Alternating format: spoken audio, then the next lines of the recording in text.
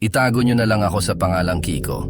I am a third-year college student na nag-decide tumigil sa pag-aaral at magtrabaho na lang dahil sa hirap ng buhay. Nakapasok ako sa BPO industry at kasalukuyang nagtatrabaho na ng 3 taon.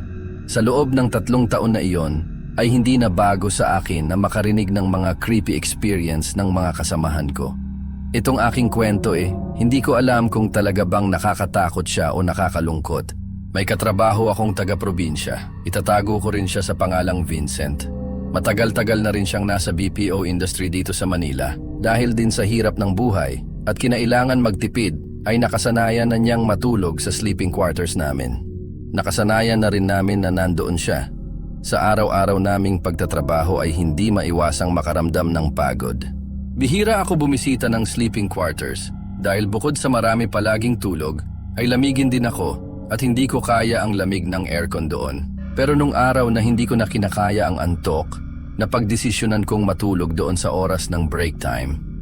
Sa mga oras na iyon ay nakakapanibago dahil ako lang at si Vincent ang nandoon. Tulog si Vincent at nakatalikod. Hindi na ako nagsalita at napatingin lang ako sa kanya ni hindi ko na siya binati. Ilang araw ang lumipas, bumisita ulit ako sa sleeping quarters at nandoon ulit si Vincent, tulog. Hindi na bago sa amin yon dahil ganun naman siya palagi at hinahayaan na siyang matulog doon ng mga personnel at ng TL namin.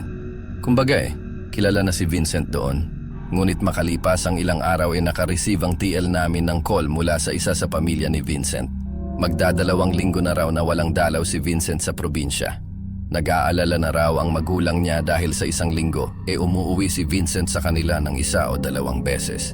Hindi na rin daw nila ito nakakausap maski sa chat. Laking gulat namin dahil nung araw na yon, may nagbalita sa office na may natagpuang patay daw sa building namin. Nang malaman namin ang balita, inagulat kami sa mga detalye dahil sa sleeping quarters daw ito natagpuan. At mas ikinagulat namin nang malaman naming si Vincent ang patay sa loob ng sleeping quarters. Mahigit ilang araw na raw itong patay at hindi lang nangangamoy dahil sa lamig at nakatalukbong ito ng kumot.